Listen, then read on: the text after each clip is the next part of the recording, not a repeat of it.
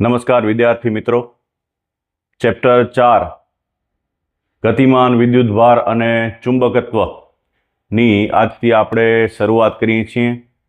આ ચેપ્ટરમાં સૌથી મહત્વનો પ્રશ્ન છે બાયો-સાવર્ટનો નિયમ. અને બાયો-સાવર્ટના નિયમની મદદથી જ અલગ અલગ પરિસ્થિતિમાં ચુંબકીય ક્ષેત્ર શોધી શકાય છે. તો 2 માર્કમાં બાયો-સાવર્ટનો નિયમ પૂછાય છે. શરૂઆત કરીએ. બાયો-સાવર્ટનો નિયમ શું છે?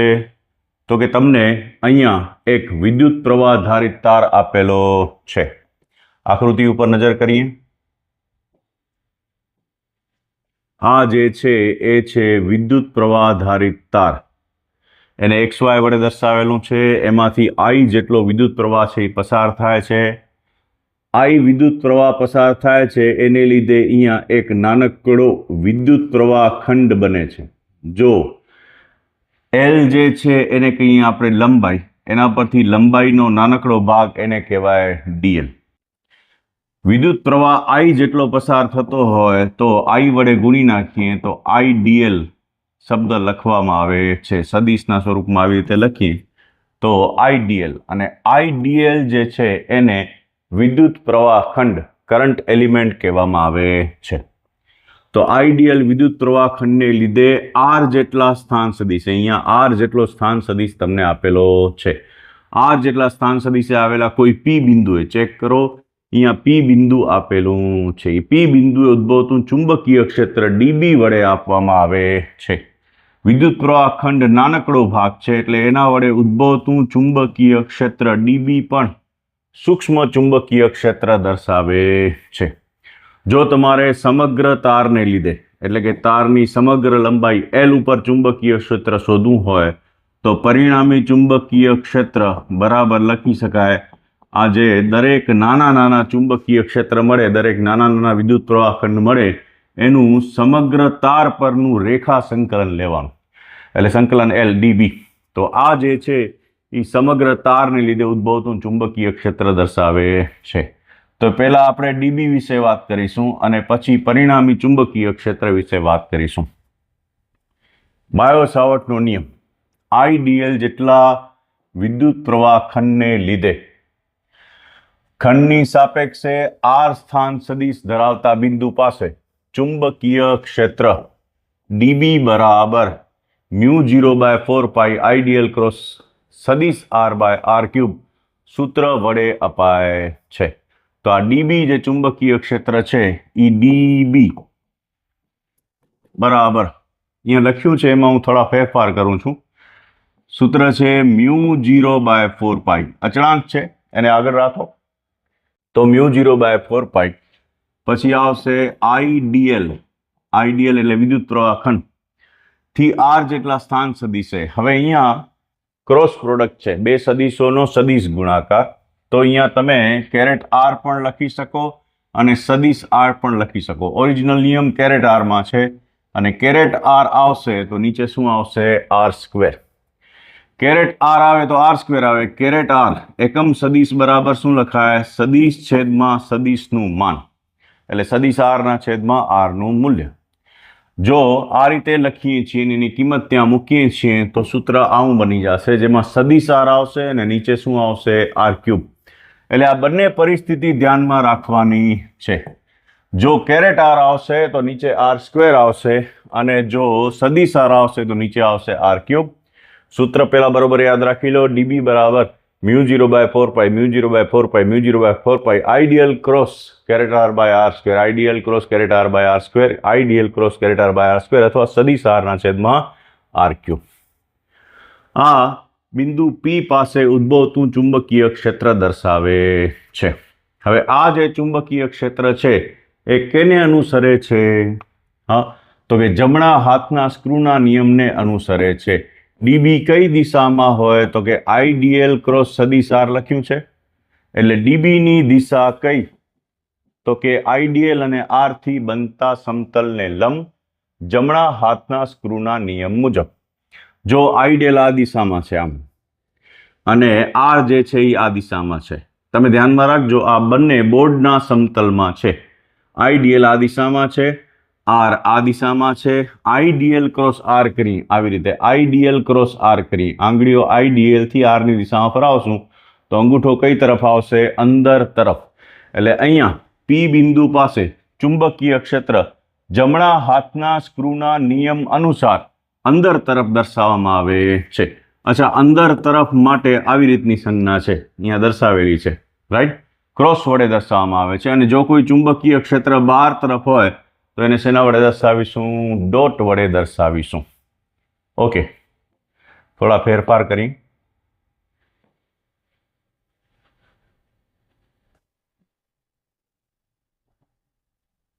આ રહી આપણી આકૃતિ. આકૃતિની અંદર આર જેટલા સ્થાન સદિશે પી બિંદુએ આઈડીએલને લીધે ઉદ્ભવતું ચુંબકીય ક્ષેત્ર ડીબી અને કઈ તરફ જતી દિશામાં છે? અંદર જતી દિશામાં છે. જો ચુંબકીય ક્ષેત્ર આઈડીએલને લીધે શોધવું હોય તો ચુંબકીય ક્ષેત્ર અંદર તરફ જતી દિશામાં છે, પણ તારને લીધે ઉદ્ભવતું ચુંબકીય ક્ષેત્ર શોધવા માટે જમણા હાથના નિયમનો ઉપયોગ થાય. જમણા હાથનો સ્ક્રૂનો નિયમ નહીં, જમણા હાથનો નિયમ. અંગૂઠો પ્રવાહની દિશામાં રાખો, અંગૂઠો વિદ્યુત પ્રવાહની દિશામાં રાખો તો આંગળીઓ ચુંબકીય ક્ષેત્રની દિશા આપે છે. તો તમે જોઈ શકો છો અહીંયાથી આંગળીઓ સમતલમાં કઈ તરફ જાય છે? અંદર તરફ. અને આમ ફરીને આ બાજુએ સમતલમાં ક્યાંથી આવશે? બહાર તરફ. તો અહીંયા હું ડોટેડ લાઈન દર્શાવું છું જરાક. એટલે જેમ અહીંયા અંદરનો ભાગ છે એમ જ આર જેટલા અંતરે અથવા સ્થાન સદિશે તમે બીજું એક બિંદુ અહીંયા વિચારી શકો, જેમાં પી છે એમ તમે આને કહી દો પી ડેશ. અંતર સમાન છે એટલે ઉદ્ભવતું ચુંબકીય ક્ષેત્ર પણ કેટલું હશે? સમાન, ડીબી જેટલું. પણ આ અંદર જતી દિશામાં છે, આમ અંદર જતી દિશામાં છે અને અહીંયાથી ચુંબકીય ક્ષેત્ર બહાર આવતી દિશામાં હશે, જેને આપણે આગળ કીધું એ પ્રમાણે ડોટ વડે દર્શાવીશું. તો અંદર જતું ચુંબકીય ક્ષેત્ર ક્રોસ વડે, બહાર આવતું ચુંબકીય ક્ષેત્ર ડોટ વડે. તો ખરેખર ચુંબકીય ક્ષેત્ર કેમ હશે? તો કે પ્રવાહ દિશામાં હોય, આંગળીઓ આમ વીંટળાય એટલે ખરેખર આંગળીઓ કેમ ફરે છે? આમ. તો ચુંબકીય ક્ષેત્ર તારને વર્તુળાકાર આવી રીતે ગોઠવાયેલું હોય છે, આમ. આ જે છે એ ચુંબકીય ક્ષેત્ર રેખા કહી શકાય. ચુંબકીય ક્ષેત્ર આ રીતે તારને વીંટળાયેલું હોય છે. તો બાયો સાવર્ટે પોતાના નિયમમાં ચુંબકીય ક્ષેત્રનું મૂલ્ય કેટલું હોય છે એ સૂત્ર પરથી વાત કરી અને દિશાને અનુલક્ષીને પણ જાણકારી આપી. હવે થિયરી અનુસાર થોડું બાયો સાવર્ટનો નિયમ છે એ આપણે જોઈ જઈએ. ચલો, આઈડીએલ જેટલા વિદ્યુત પ્રવાહ ખંડને લીધે ખંડની સાપેક્ષે આર સ્થાન સદિશ ધરાવતા બિંદુએ ચુંબકીય ક્ષેત્ર ડીબી બરાબર μ0/4π આઈડીએલ ક્રોસ સદિશ r/r³ સૂત્ર વડે અપાય છે અથવા કેરેટ r/r² સૂત્ર વડે અપાય છે. આકૃતિમાં આઈડીએલ અને આર વચ્ચેનો ખૂણો છે થીટા, એ તમને આકૃતિમાં દર્શાવેલો છે. આઈડીએલ વિદ્યુત પ્રવાહ ઘન છે, આર સદિશ સ્થાન સદિશે ડીબી ચુંબકીય ક્ષેત્ર, આઈડીએલ આમ છે, આર આમ છે. આ જે છે આઈડીએલ અને આર વચ્ચેનો ખૂણો. ચાલો, શું શું સમજી શકાય છે આના પરથી? તો કેટલીક રજૂઆત અહીંયા કરેલી છે. સૌથી પહેલા ડીબી પ્રપોર્શનલ ટુ આઈ. જો સૂત્ર યાદ રાખજો, સૂત્ર ફરજિયાત યાદ રાખવાનું છે, પછી જ આગળ વધવાનું છે. ડીબી બરાબર μ0/4π આઈડીએલ ક્રોસ કેરેટ r/r². આ આપણું સૂત્ર છે. વાહકમાંથી પસાર થતો પ્રવાહ છે એ વિદ્યુત વાહકમાંથી પસાર થતો પ્રવાહ આઈ હોય તો ચુંબકીય ક્ષેત્ર છે એ આઈના ડીબી પ્રપોર્શનલ ટુ આઈના સમપ્રમાણમાં છે. પછી ચુંબકીય ક્ષેત્ર છે એ ડીએલ નાનકડું સ્થાનાંતર રેખાખંડ એના પણ સમપ્રમાણમાં હોય છે. તમે આને ખોલી નાખો તો ડીબી બરાબર અદિશમાં લખું છું હવે μ0/4π આઈડીએલ નું મૂલ્ય આઈડીએલ, આર એકમ સદિશ છે, એકમ સદિશનું મૂલ્ય 1 હોય અને સાથે ક્રોસ પ્રોડક્ટ છોડશો એટલે સાઇન થીટા આવશે, જ્યાં થીટા આઈડીએલ અને આર વચ્ચેનો ખૂણો. એટલે આઈડીએલ સાઇન થીટા ના છેદમાં શું લખી શકાશે? r². તો આ સૂત્ર પરથી એમ પણ કહી શકાય કે dB proportional two sine theta. ચુંબકીય ક્ષેત્ર છે એ સાઇન થીટાના સમપ્રમાણમાં હોય છે. ઉપરાંત ડીબી પ્રપોર્શનલ ટુ 1/r². સૂત્ર પરથી ચુંબકીય ક્ષેત્ર એ r² વર્ગના એટલે r ના વર્ગના વ્યસ્ત પ્રમાણમાં હોય છે. 1/r² છે એટલે વ્યસ્ત પ્રમાણમાં હોય છે, રાઈટ? ઓકે, આગળ વધીએ. ડીબી પ્રપોર્શનલ ટુ, આ બધી વસ્તુઓ ભેગો કરો તો આઈડીએલ સાઇન થીટાના છેદમાં આર સ્ક્વેર, પછી આઈડીએલ સાઇન થીટાના છેદમાં આર સ્ક્વેરમાં આર વડે ગુણો ને આર વડે ભાગો એટલે છેદમાં આર ક્યુબ થઈ જશે, ઉપર આર આવશે. આઈડીએલ આર સાઇન થીટા એને ક્રોસ પ્રોડક્ટમાં ફરાવો, જેમ એ બી સાઇન થીટા ને એ ક્રોસ બી, એવી રીતે આઈડીએલ આર સાઇન થીટાનું આઈડીએલ ક્રોસ સદિશ આરના છેદમાં આર ક્યુબ, એવી રીતે લખી શકાય. આઈડીએલ સદિશ આર થશે ક્રોસ પ્રોડક્ટ, અને પ્રપોર્શનલ ટુ નિશાની છોડશો તો આવશે μ0/4π. રાઈટ, તો ડીબી બરાબર સૂત્ર આવી ગયું, ડીબી બરાબર μ0/4π આઈડીએલ ક્રોસ સદિશ આરના છેદમાં આર ક્યુબ. ચલો અચળાંકોની વાત કરીએ. μ0 એને શૂન્ય અવકાશની પરમિએબિલિટી કહેવામાં આવે છે. પરમિએબિલિટી એટલે પરમિશન આપવાની ક્ષમતા. હા, ability to give the permission, permeability. કોને પરમિશન આપે છે? તો કે જ્યારે ચુંબકીય ક્ષેત્ર માધ્યમમાંથી કે શૂન્ય અવકાશમાંથી પસાર થાય છે ત્યારે તેને પરમિશન પસાર થવા માટેની, ગતિ કરવા માટેની રજા આપવાની જે ક્ષમતા છે એને કહેવાય છે પરમિએબિલિટી. એનું મૂલ્ય છે μ0 બરાબર 4π ગુણ્યા 10⁻⁷ tesla metre upon ampere. Tesla metre upon ampere અથવા tesla metre ampere inverse. Tesla metre ampere inverse. Tesla metre ampere inverse. સૂત્ર યાદ રાખજો અને એના પરથી મૂલ્ય અને એના પરથી એનો એકમ. Tesla metre ampere inverse. Tesla metre ampere inverse. આના પ્રમાણે તમે જોવા જાઓ તો μ0/4π જે આપણે આગળ લખીએ છીએ એનું મૂલ્ય થાય 10⁻⁷. હા, 4π અહીંયા છેદમાં લઈ આવો તો 10⁻⁷ બાકી રહેશે. તો 10⁻⁷ એટલે μ0/4π એકમ થાય ટેસ્લા મીટર એમ્પિયર ઇનવર્સ, અથવા બીજો એકમ છે જે આગળ આવશે ભણવામાં, એ છે ન્યૂટન એમ્પિયર રેઝ ટુ -2.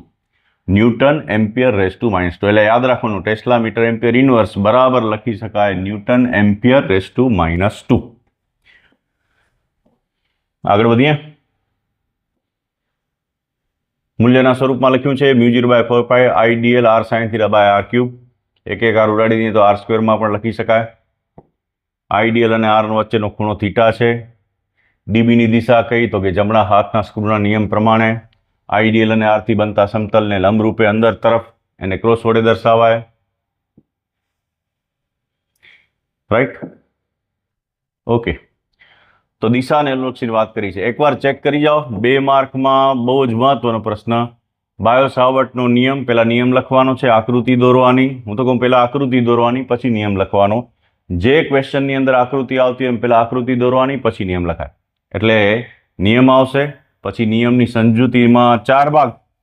પ્રવાહ ડીએલ સાઇન થીટા, આઈ ડીએલ સાઇન થીટા અને 1/r², જે 4 વસ્તુઓ છે જેના પર ડીબી આધાર રાખે છે. સૂત્ર પરથી આ યાદ રહી જશે.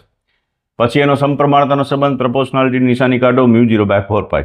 સૂત્ર આવી ગયું. પછી μ0ની વાત ટેસ્લા મીટર એમ્પિયર ઇનવર્સ ના અથવા ન્યૂટન એમ્પિયર રેઝ ટુ -2. μ0 ને શું કહેવાય? શૂન્ય અવકાશની પરમિએબિલિટી.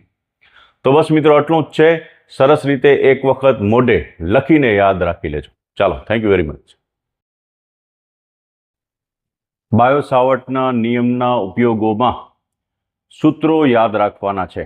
આકૃતિ યાદ રાખો, પરિસ્થિતિ યાદ રાખો અને તે પરથી સૂત્રો યાદ રાખવાના છે.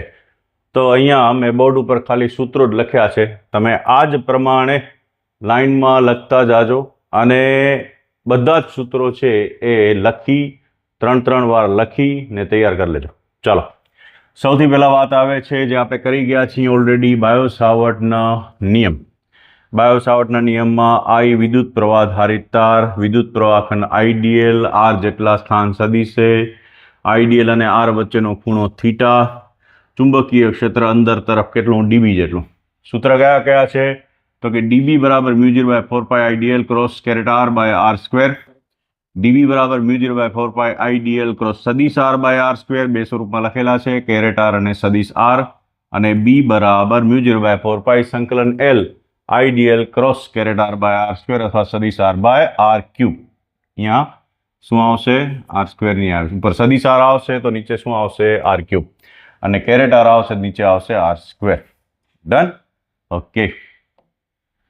હવે જુદા જુદા ઉપયોગોની વાત કરીએ તો સૌથી પહેલા વાત આવે છે સુરેખ તાર. તમને આઈ જેટલો વિદ્યુત પ્રવાહ ધારિત સુરેખ તાર આપેલો છે. એ સુરેખ તારથી વાય જેટલા લંબ અંતરે કોઈ બિંદુ પી આવેલું છે જ્યાં ઉદ્ભવતું ચુંબકીય ક્ષેત્ર બી. જમણા હાથનો નિયમ વાપરી અંગૂઠો પ્રવાહની દિશામાં, તો ચુંબકીય ક્ષેત્ર અહીંયાથી બહાર તરફ આવતી દિશામાં આવશે. તારના છેડાઓ વડે બિંદુ પી પાસે બનતા ખૂણાઓ θ1 θ2 અને બિંદુ પી વડે તારના છેડાઓ પાસે બનતા ખૂણાઓ α1 અને α2. સૌથી પહેલું સૂત્ર બી બરાબર μ0I/4πy sin θ1 plus sin θ2. μ0I/4πy sin θ1 plus sin θ2. B બરાબર μ0I/4πy cos α1 plus cos α2. sin π/2 minus θ cos θ થાય. મેથ્સ વાળાને ખ્યાલ આવશે, બાય વાળા યાદ રાખી લો. sin π/2 માઇનસ θ એટલે cos θ. એના પરથી sin નું શું થઈ જશે? cos. ખૂણો બદલાઈ જશે. આ ખૂણો કેટલો છે? 90 ડિગ્રી. sin નું cos થઈ જાય એટલે μ0I/4πy cos α1 પ્લસ cos α2 થઈ જશે. ઓકે, અનંત લંબાઈના તાર માટે આ બંને તાર છે, છેડાઓ સમજી લો દૂર આલે જાય તો આ ભાગ છે એ ધીમે ધીમે આમ મોટો થતો જશે. તો હવે જે ખૂણો છે એ કેટલો થઈ જશે તમારો? 90 ડિગ્રીનો. અનંત લંબાઈ ચાલ્યો હશે 90 થઈ જાય. sin π/2 90 એટલે π/2 sin π/2 પ્લસ π/2 sin π/2 sin π/2 1 થાય, 1 + 1 2 થશે, 2 દુ 4 એ પ્રમાણે અહીંયા 2 આવશે. ફાઇનલી સૂત્ર થશે બી બરાબર μ0I/2πy. આ હું રિવિઝન કરું છું એવી રીતે તમને અત્યારે કરાવી રહ્યો છું. અને કોઈ એક છેડા માટે, છેડા પરનું બિંદુ, દાખલા તરીકે અહીંયાનું બિંદુ છે અને તમે લઈ આવો આમ, તો ધીમે ધીમે θ1 0 થઈ જશે અને θ2 π/2 રહેશે. કોઈ એક 0 થઈ જાય, sin 0 0, sin π/2 1, 1 + 0 1 થશે એટલે 4πy એઝ ઇટ ઇઝ રહેશે. બીજા શબ્દોમાં છેડા પરના બિંદુએ ચુંબકીય ક્ષેત્ર અનંત લંબાઈનું તાર હોય એના કરતાં કેવું હોય છે? અડધું હોય છે. તો 4 સૂત્રો છે. μ0I/4πy sin θ1 plus sin θ2, cos α1 plus cos α2, μ0I/2πy બહુ મહત્વનું સૂત્ર. μ0I/2πy અનંત લંબાઈના તારને લીધે ઉદ્ભવતું ચુંબકીય ક્ષેત્ર અને છેવટે કોઈ એક છેડા પરનું μ0I/4πy. ચાલો, કોઈ એક રિંગ માટે આકૃતિમાં તમને એ ત્રિજ્યાની રિંગ આપેલી છે, વિદ્યુત પ્રવાહ I છે, કેન્દ્ર કેટલું છે? O થી x અક્ષ પર x જેટલા અંતરે બિંદુ P આવેલું છે, ઉદ્ભવતું ચુંબકીય ક્ષેત્ર B. જમણા હાથનો નિયમ કેવી રીતે લગાડવાનો છે? અહીંયા તો કે આંગળીઓ પ્રવાહની દિશામાં રાખવાની, તો અંગૂઠો ચુંબકીય ક્ષેત્રની દિશા આપે છે. ચાલો, સૂત્ર B બરાબર μ0NIA² a² plus x²^3/2. B બરાબર μ0NIA² a² plus x²^3/2. B બરાબર μ0NIA² a² પ્લસ x²^3/2. કોઈ કેન્દ્ર પર ચુંબકીય ક્ષેત્ર લેશું. P બિંદુને અહીંયા લઈ આવો, x0 થઈ જશે, અહીંયા x0 થશે, a²^3/2 બે ઉડી જાય તો ઘન, a નો ઘન છે, સ્ક્વેર સાથે ઉઠશે, છેલ્લે નીચે a રહેશે. તો B બરાબર μ0NI/2a. B બરાબર મહત્વનું સૂત્ર B બરાબર μ0NI/2a. B બરાબર μ0NI/2a. અને જો x is very very greater than a હોય અને અનંત અંતરે દૂર લઈ જાઓ તો a ઉપરથી a² છેદમાં અવગણી શકાય. x²^3/2 કેટલા થશે? x³. તો સૂત્ર બનશે B બરાબર μ0NIA²/2x³. તો 3 સૂત્ર છે રિંગ માટે. એક B બરાબર μ0NIA²/2 a² પ્લસ x²^3/2.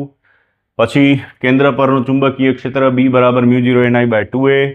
અને x બહુ દૂર હોય, x is very very greater than a, તો μ0NIA²/2x³. એ રીતે લખી શકાય. ચાલો નેક્સ્ટ. એના પછી શું છે? સોલેનોઇડ. સોલેનોઇડ તમને આપેલું છે. સોલેનોઇડની વાત કરી ગયા છીએ. એક અવાહક ભાગ લ્યો, એના ઉપર આવી રીતે તાર વીંટાળો. પાસે વીંટેલા અને અલગ કરેલા તારથી બનતી હેલિકલ ગૂંચળાને સોલેનોઇડ કહે છે. એ સોલેનોઇડમાં ધાર પાસે એનાથી કોઈ P બિંદુ વચ્ચે અક્ષ ઉપર લ્યો તો P પાસે બનતા ખૂણાઓ છે α1 અને α2. તાર છે આવી રીતે છે, અહીંયાથી અંદર જતી દિશામાં છે અને અહીંયાથી બહાર આવતી દિશામાં. તાર અહીંયાથી અંદર જાય છે, અહીંયાથી ક્યાં આવે છે? બહાર, એવું માની લઈએ. અને ચુંબકીય ક્ષેત્ર છે એ કઈ દિશામાં છે? તાર પર હંમેશા. તમે સમજો કે પ્રવાહ છે એ આવી રીતે આવે છે, ઉપરથી બહાર આવે છે, નીચેથી ક્યાં જાય છે? અંદર. અથવા ઉલટાવી નાખીએ, કન્ફ્યુઝન દૂર કરવું હોય તો વધારે સારી રીતે લખવા માટે આપણે ઉલટાવી નાખીએ. તો ઉલટાવી નાખીએ. અહીંયા તમે અહીંયાથી બારે આવે છે તાર એમ વિચાર લ્યો અને અહીંયાથી તાર ક્યાં જાય છે? અંદર. અને પ્રવાહ પણ એ જ રીતે વિચારો તો અંગૂઠો હંમેશા અક્ષને સમાંતર આવી રીતે ગોઠવાશે. આમ સોલેનોઇડમાં ચુંબકીય ક્ષેત્ર હંમેશા કેમ હોય છે? અક્ષને સમાંતર. ચાલો, ચુંબકીય ક્ષેત્રના સૂત્રો: B બરાબર μ0ni/2 sin α1 plus sin α2, μ0ni/2 sin α1 plus sin α2. B બરાબર μ0ni, અનંત લંબાઈના સોલેનોઇડ માટે α1 α2 π/2 sin π/2 plus sin π/2 1 plus 1 2 બે ઉડી જાય એટલે μ0ni. અને કોઈ એક છેડા પરના બિંદુએ અડધું થાય μ0ni/2. તમે કાં અહીંયા લ્યો બિંદુ કે કોઈ અહીંયા બિંદુ લેશો તો એને લીધે ચુંબકીય ક્ષેત્ર છે એ અડધું થશે. B બરાબર μ0ni/2 લખી શકે, જ્યાં n એટલે એકમ લંબાઈ દીઠ આંટાની સંખ્યા, આંટાની કુલ સંખ્યા છેદમાં સોલેનોઇડની કુલ લંબાઈ, એટલે કહેવાય એકમ લંબાઈ દીઠ આંટાની સંખ્યા. સૂત્ર ધ્યાનમાં રાખજો. અને મહત્વનું સૂત્ર કયું આમાં? B બરાબર μ0ni, જ્યાં n બરાબર એકમ લંબાઈ દીઠ આંટાની સંખ્યા. Next, toroid. ટોરોઇડ આ મેંદુવડા જેવો આકાર, બે વર્તુળ દોરવાના અને ઘડિયાળની જેમ આવી રીતે અહીંયાથી આમ, અહીંયાથી આમ આવી રીતે દોરતા જવાનું, અને વચ્ચે અક્ષ છે. આ જે અક્ષ પરના બિંદુએ r અંતરે ચુંબકીય ક્ષેત્ર શોધવાનું છે. સોલેનોઇડના બે છેડાઓને જોડીને બનતી રચનાને શું કહેવામાં આવે છે? ટોરોઇડ. અથવા અવાહક રિંગ લ્યો, એના ઉપર તાર વીંટાળો, બનતા હેલિકલ ગૂંચળાને કહેવામાં આવે છે ટોરોઇડ. સેમ. તો એનું ચુંબકીય ક્ષેત્ર સમાન જ છે, B બરાબર μ0ni, પણ ફરક શું છે? ફરક છે ત્યાં આંટાની કુલ સંખ્યા છેદમાં કુલ લંબાઈ હતું. અહીંયા કુલ લંબાઈ એટલે વર્તુળનો પરિઘ એટલે 2πr થશે. એટલે અહીંયા લખી શકાય સ્મોલ n બરાબર કેપિટલ n ના છેદમાં 2πr. તો ટોરોઇડ માટે B બરાબર μ0ni થશે. નેક્સ્ટ, ચાપ. વર્તુળાકાર ચાપ આ રહી. બાકીના ભાગ છે એની દિશામાં, પ્રવાહની દિશામાં છે ચુંબકીય ક્ષેત્ર એટલે શૂન્ય થાય. દાખલા તરીકે આ કોઈ તાર છે, તારમાંથી વહેતો વિદ્યુત પ્રવાહ I છે, તો ચુંબકીય ક્ષેત્ર હંમેશા આમ હોય, પણ અહીંયા કોઈ જાતનું ચુંબકીય ક્ષેત્ર હોય નહીં. પ્રવાહની દિશામાં કોઈ જાતનું ચુંબકીય ક્ષેત્ર હોય નહીં. આ ચાર ભાગ એવા છે કે જેમાં પ્રવાહની દિશામાં અહીંયા બિંદુ આવી જાય છે, એટલે ત્યાં ચુંબકીય ક્ષેત્ર આ ચાર ભાગને લીધે ન હોય, માત્ર તારને લીધે હોય. તારને લીધે ઉદ્ભવતું ચુંબકીય ક્ષેત્ર ઉપરથી આમ ને નીચેથી કઈ દિશામાં હશે? અંદર જતી. અહીંયા અંદર તરફ જતી દિશામાં ચુંબકીય ક્ષેત્ર હશે. ચાપની ત્રિજ્યા r છે, ખૂણો કેટલો બનાવે છે? થીટા. સૂત્ર થશે B બરાબર μ0I θ/4πr. B બરાબર μ0I θ/4πr, μ0I θ/4πr, μ0I θ/4πr. તારની અંદરના ભાગમાં, બહારના ભાગમાંની વાત કરી ગયા છીએ. નાનકડો તાર આપેલો છે, કેટલો વિદ્યુત પ્રવાહ વહે છે I, એનો નાનકડો ભાગ લ્યો, નળાકાર થશે. ધારો કે આ તારની ત્રિજ્યા a છે, તો 3 બિંદુ લઈ. જો આ ત્રિજ્યા a છે, તો આ અંદરના ભાગમાંથી, તારની અંદરના ભાગમાં, પછી આ તારના પૃષ્ઠ ઉપર, અને આ તારથી ક્યાં આવશે? બહારના ભાગમાં. તો સૌથી પહેલા અંદરના ભાગમાં ચુંબકીય ક્ષેત્ર r લેસ દેન a માટે μ0I/2πa² into r, જ્યાં a ત્રિજ્યા છે, μ0I/2πa² into r. પછી બરાબર પૃષ્ઠ ઉપર r = a થાય, એટલે b બરાબર μ0I/2πa લખી શકાય. r = a, એક ઉડી જશે, તો μ0I/2πa એક્ઝેક્ટલી a જેટલું r બરાબર a લખી શકાય. અને બહારના ભાગમાં r એટલે b બરાબર μ0I/2πr, r is greater than a. એટલે આ સૂત્ર b બરાબર μ0I/2π y જેવું છે. y ની જગ્યાએ શું લખેલા છે? અહીંયા r. તો આ r પછી અહીંયા એક્ઝેક્ટલી ત્રિજ્યા જેટલું અંતર છે, અને અહીંયા છેદમાં ત્રિજ્યાનો વર્ગ અને ગુણ્યા કેટલા છે? r. તો એવી રીતે યાદ રાખશો μ0I/2π y પરથી સરખામણી કરીને, તો યાદ રહી જશે. આ r ગ્રેટર દેન a માટે, આ r = a માટે, અને આ r જે છે એ લેસ દેન a માટે. એ પ્રમાણે 3 ચુંબકીય ક્ષેત્રના સૂત્રો પરિસ્થિતિ અનુસાર યાદ રાખવાના છે. સૌથી વધુ ચુંબકીય ક્ષેત્ર કઈ જગ્યાએ હોય? તો કે પૃષ્ઠ પર.